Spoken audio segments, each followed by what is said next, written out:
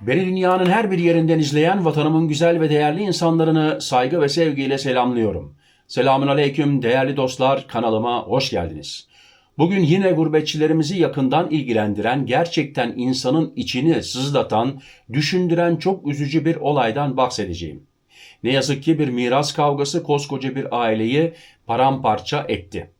Öyle bir olay ki hem Avrupa'daki kardeşlerimizi hem de Türkiye'deki aileleri derinden etkiledi.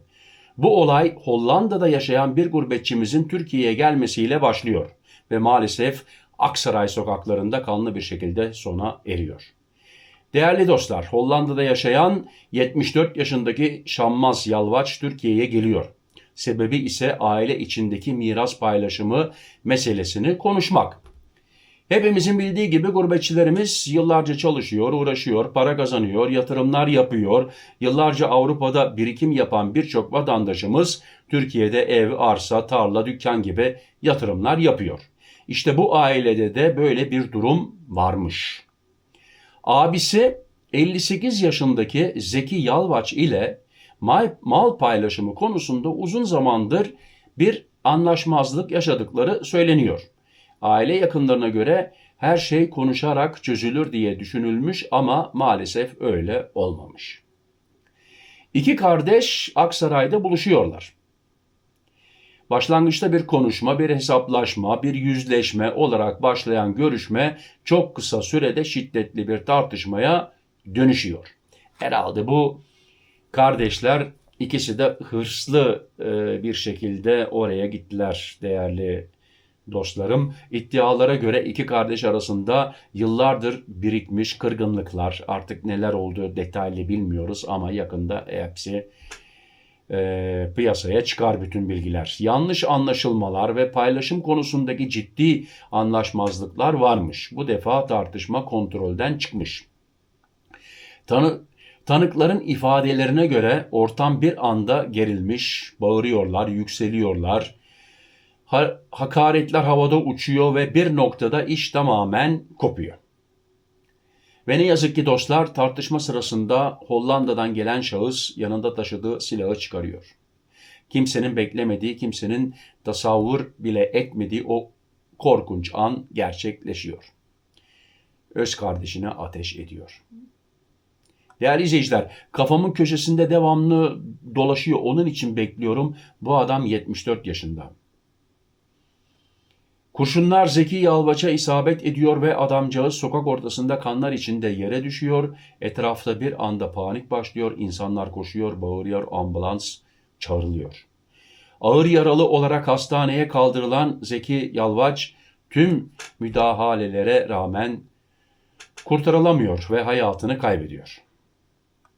Olaydan sonra Şammaz Yalvaç'ın Hollanda plakalı araçla kaçtığı belirtiliyor. Herhalde bir an panik yaptı orada kendisi de. Ancak kaçışı tabii uzun sürmüyor. Polis ekipleri kısa süre içinde zanlıyı yakalıyor ve gözaltına alıyor. Savcılık tarafından kasten öldürme suçlamasıyla tutuklanıyor. Bir aile bir ömür tek bir anda tamamen yıkılmış oluyor. Şimdi gene geri döneceğim. 74 yaşında dedim. Şimdi değerli izleyiciler bakın. Miras para yüzünden hem o yaşta kendini ve ailesini yaktı hem de kardeşinin hayatını ve onun ailesini de mahvetti. Yani kardeşini bir kere hayattan aldı, bu dünyadan aldı ve ailesini yaktı, bitirdi yani. Gurbetçiler için bir uyarı. Değerli dostlarım, bu olay sadece bir cinayet değil. Aynı zamanda Avrupa'da yaşayan gurbetçilerimiz için büyük bir ders niteliğinde. Yıllarca çalışıp biriktirilen mallar, arsalar, hisseler eğer zamanında düzenli bir şekilde resmi olarak paylaşılmazsa aile içi büyük krizlere yol açabiliyor. Gurbetçilerimizin en büyük sorunlarında biri de bu.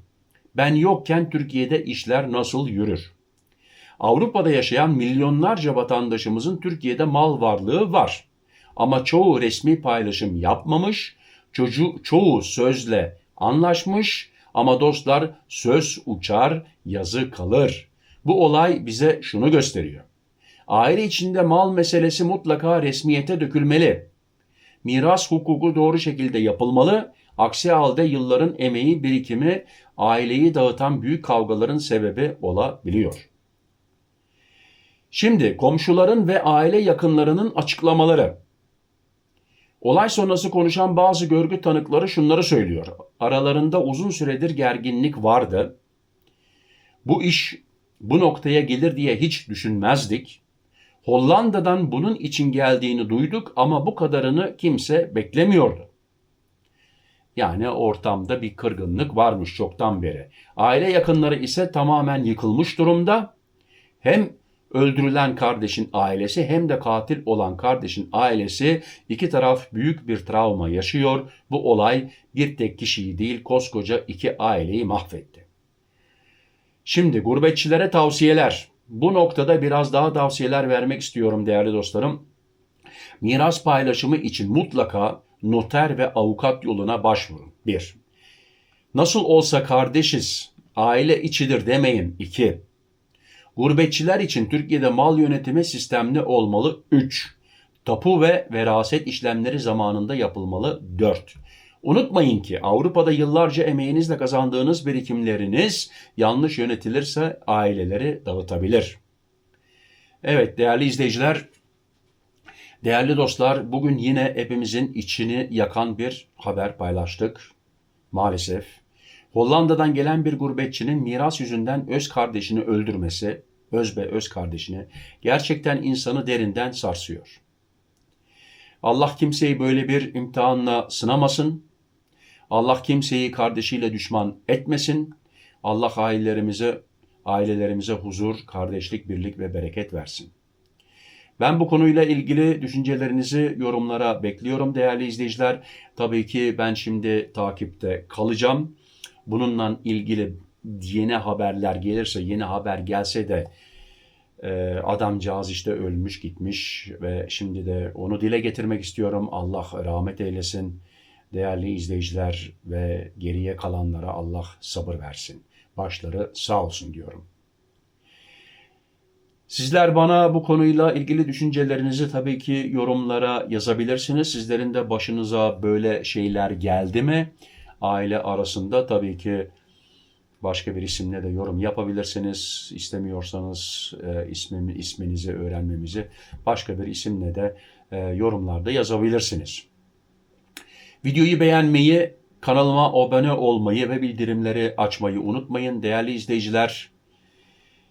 Bir sonraki videoda görüşmek üzere değerli dostlarım. Hepinize Allah'a emanet olun diyorum. Sıhhatınıza dikkat edin, sıhhatli kalın, benimle kalın. Hoşça kalın. Murat.